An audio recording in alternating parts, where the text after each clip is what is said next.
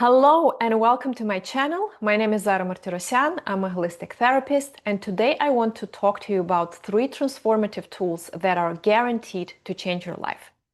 I personally have been practicing them for a few years now since I learned them from my mentors. I have taught these tools to so many of my clients, friends, family, and of course colleagues, and all of them are always amazed with the results these tools deliver. So I hope this information will come in handy for you too, and you will learn these tools and start implementing them into your life. Because the good news that these tools are not only extremely powerful, they are super easy to learn and also implement, because it takes just a couple of minutes, like 5-10 minutes a day, to use each of them.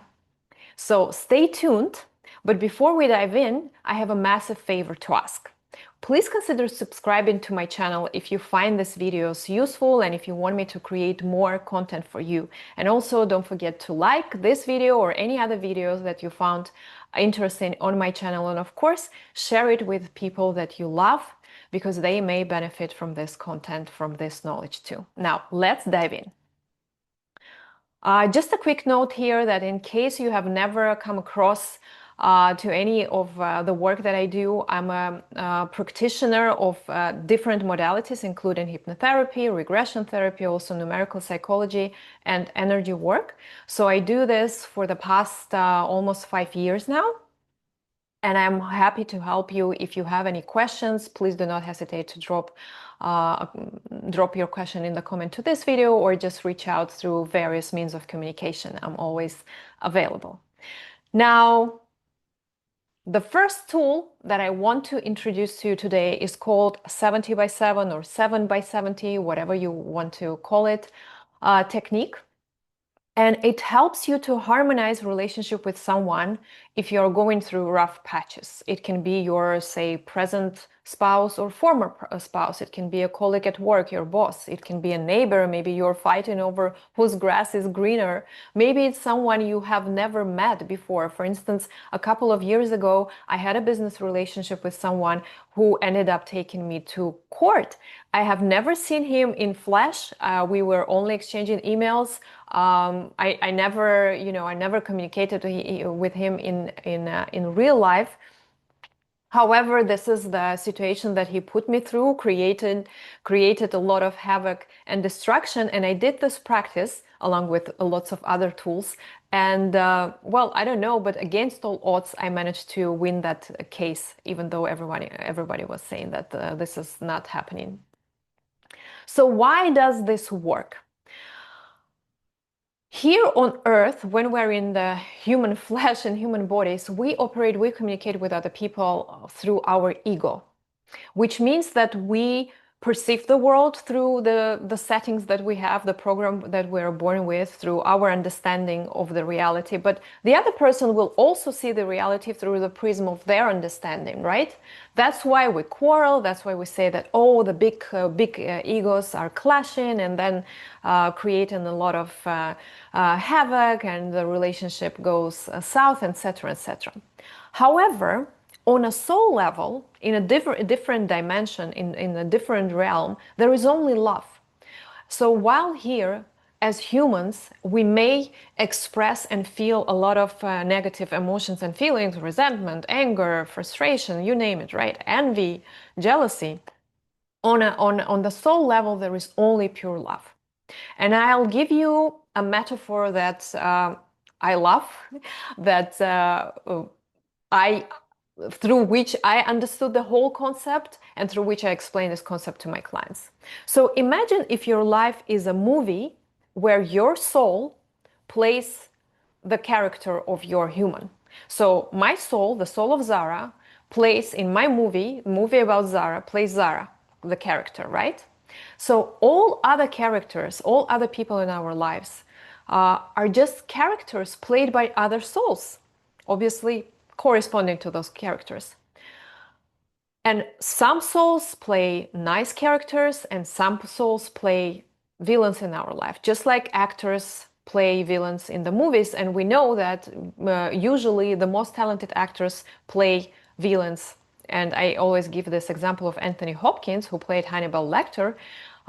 He's an incredibly talented actor, but I hope all understand that he doesn't eat other humans, right?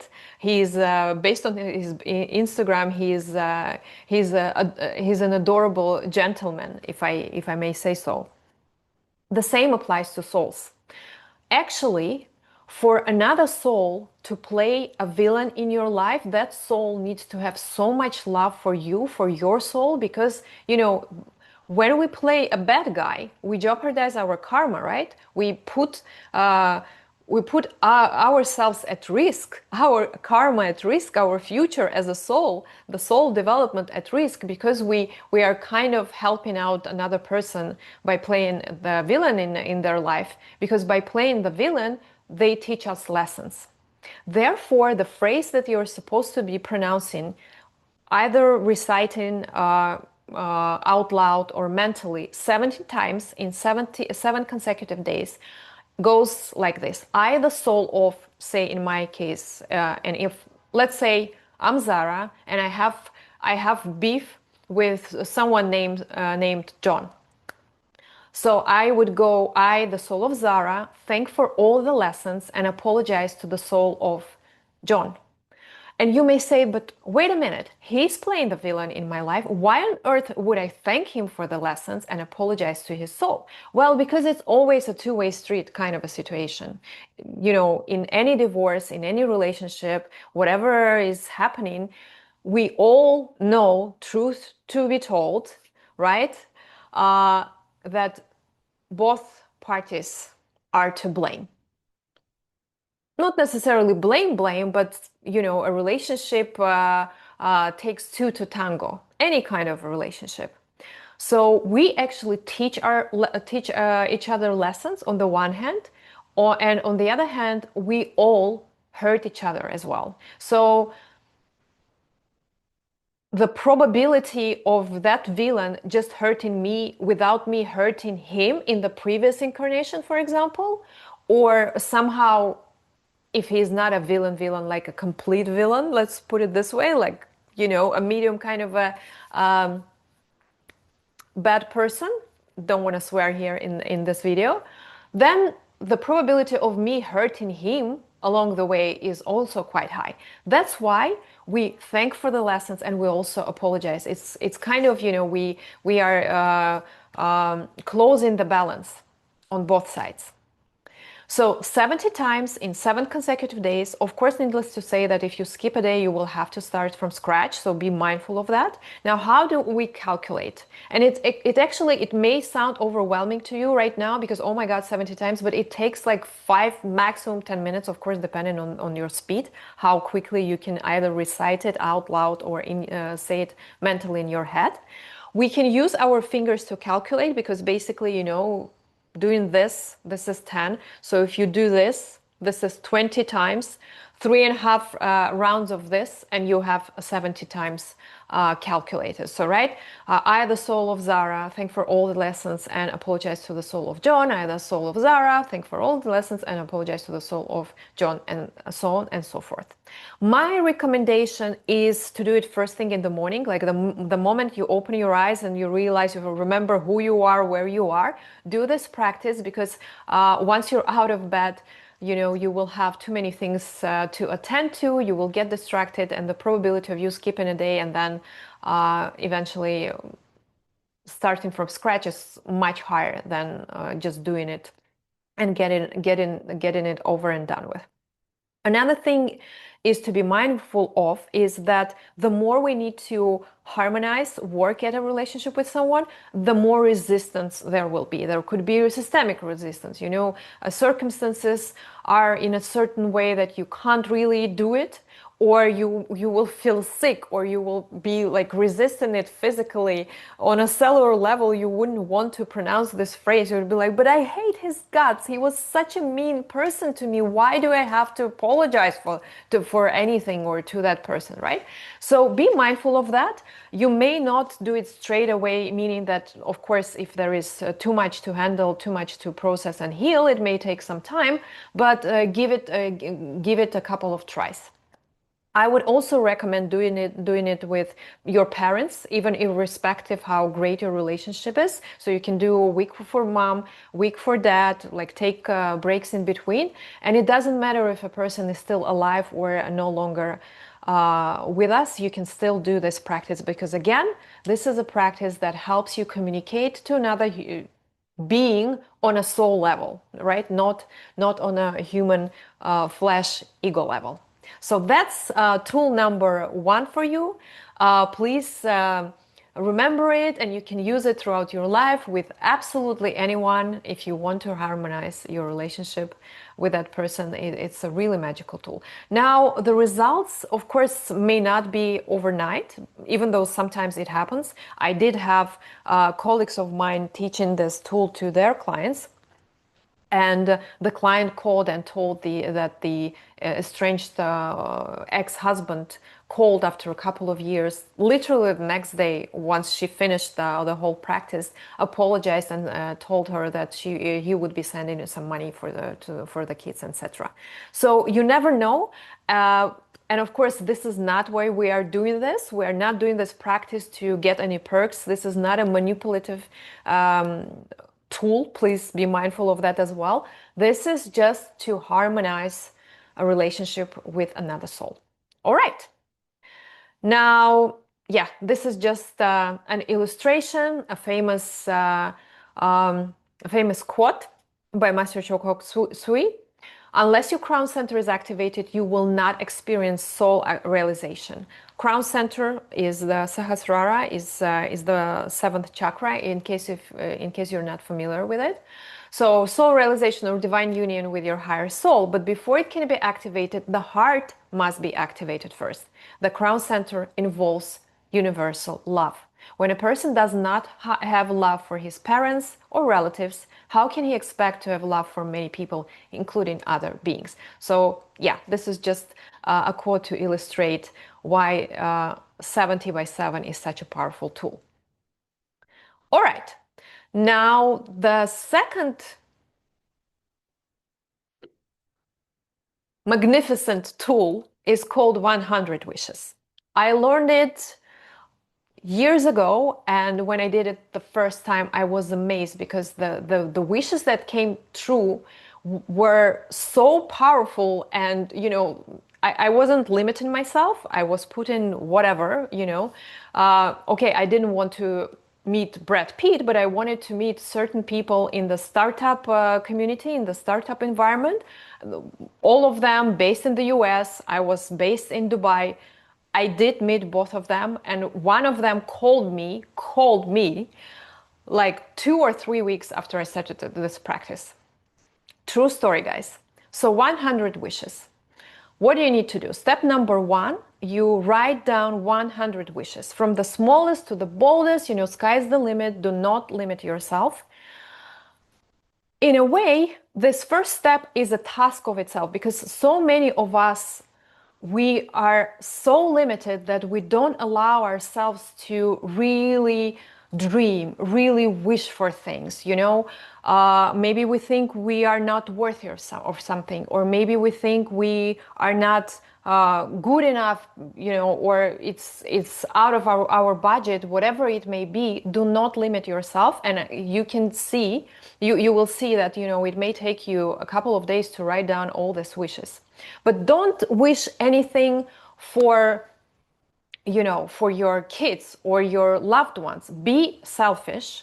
That's important because we cannot really send information to the universe asking the universe to take care of someone else, because we are behind the wheel of our life. We need to sort out our life first.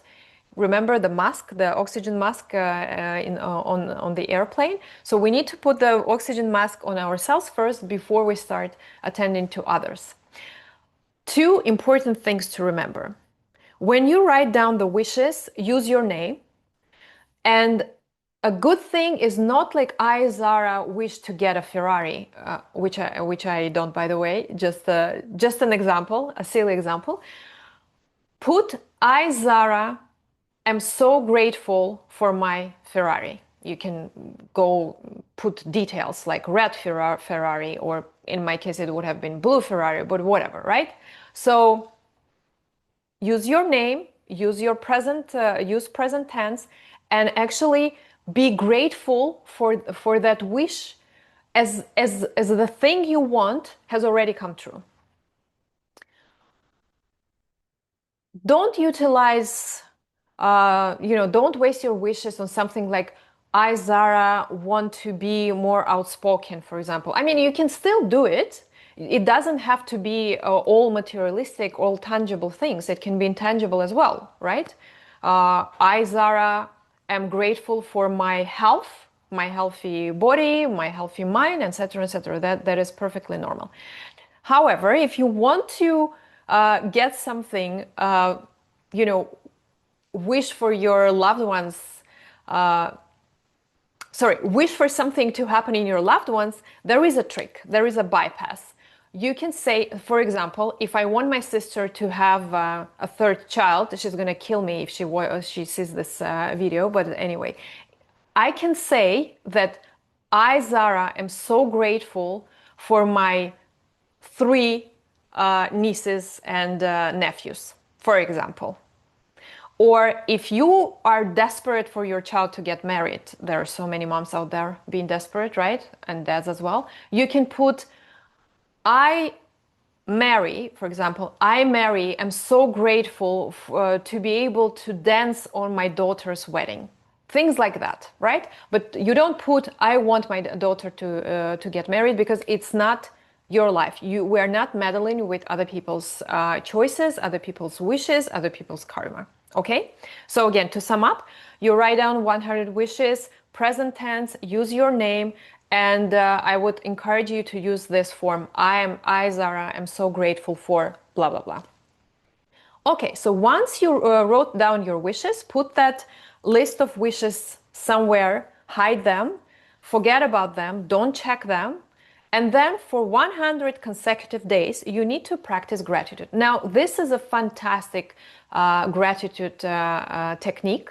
I recommend it literally to everyone, but I especially recommend it to people that are born with either consciousness number 4 or mission number 4. Consciousness number 4, these are people born on the 4th, 13th, 22nd, and 31st day of any month. The mission is a little bit more complicated. You need to take your full date of birth and reduce the sum of all the digits in your full date of birth to a singular number.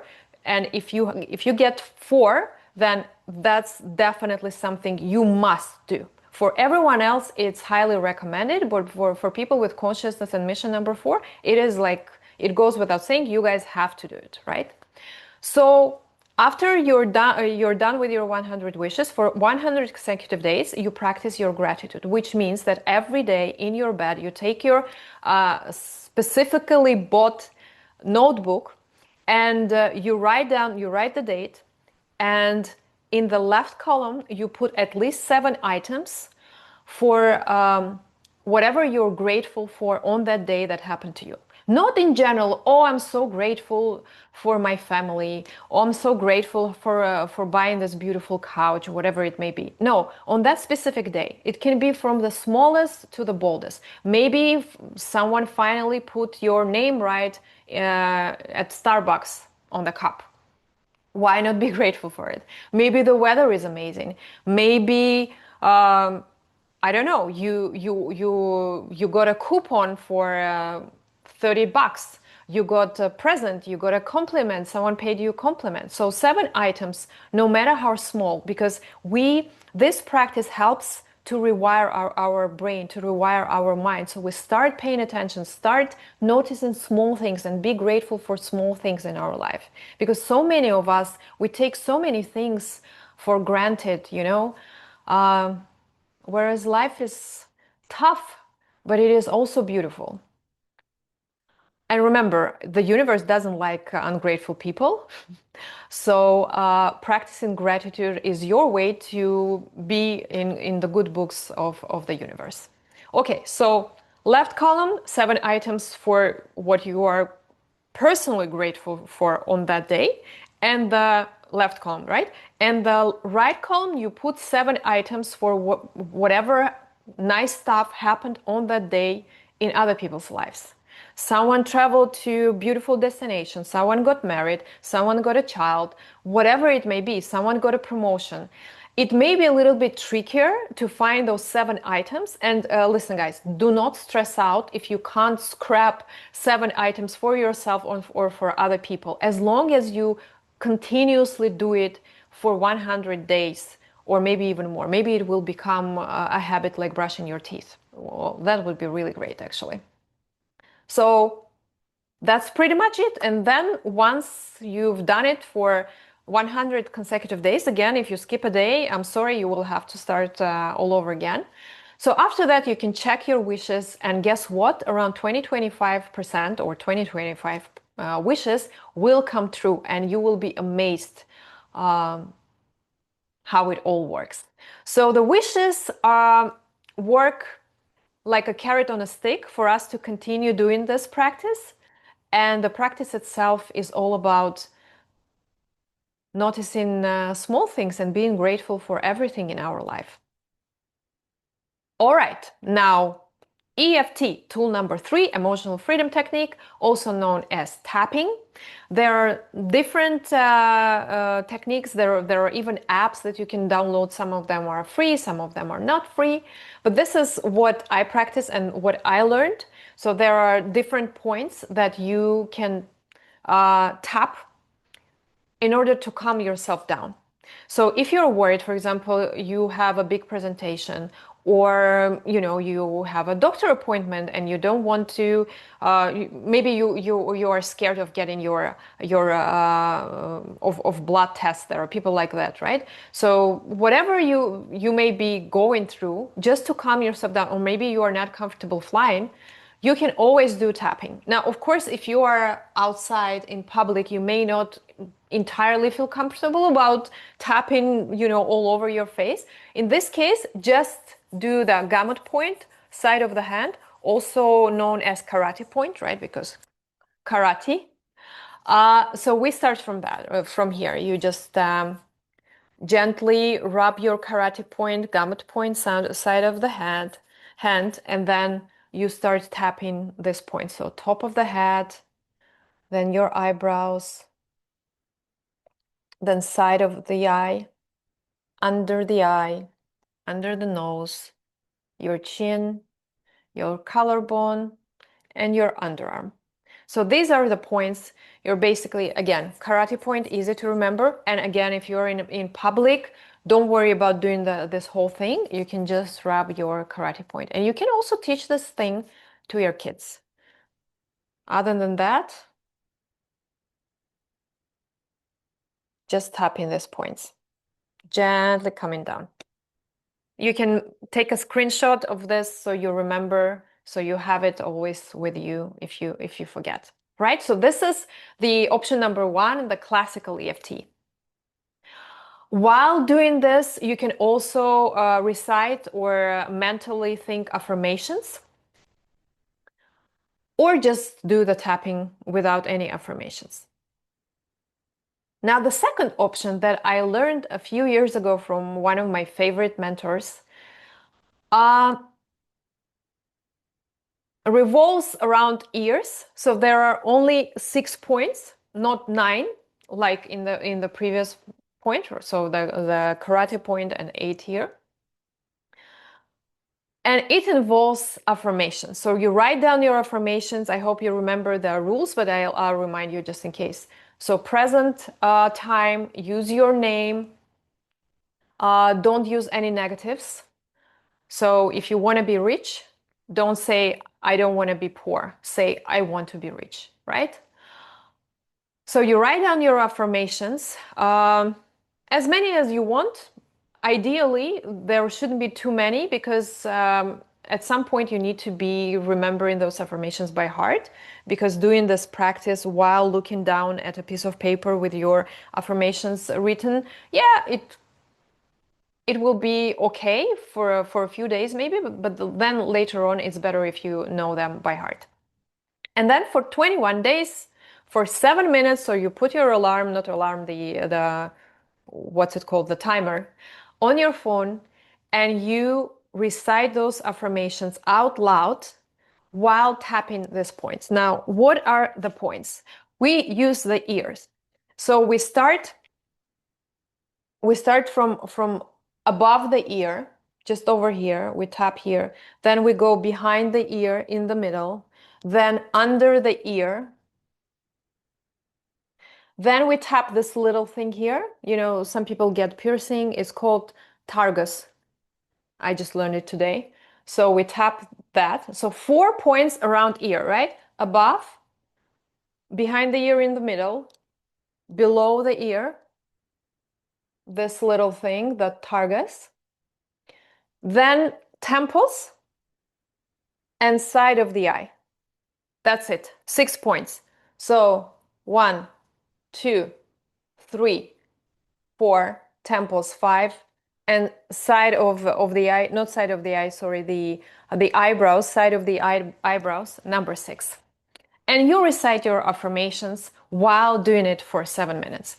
So, for example, let's say I have just one affirmation, just for the simplicity of this video. Every day, in every way, the best is unfolding for me, Zara. Every day, in every way, the best is unfolding for me, Zara. Every day, in every way, the best is unfolding for me, Zara. So, ears, 1, 2, 3, 4, temples, 5, edges of the eyebrows, 6. 7 minutes. And that's about it. And you can obviously mix and match these tools. You don't have to do them all together. I would definitely recommend starting your gratitude practice as soon as possible. It's summer. It's beautiful outside in many countries. So yeah, let me know how is it going for you when you start the practice. If you have any questions, do not hesitate to drop them below.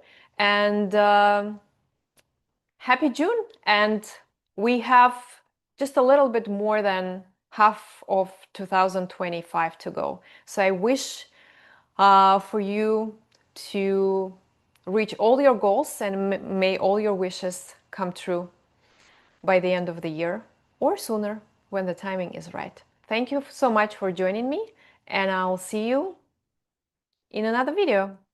Take care.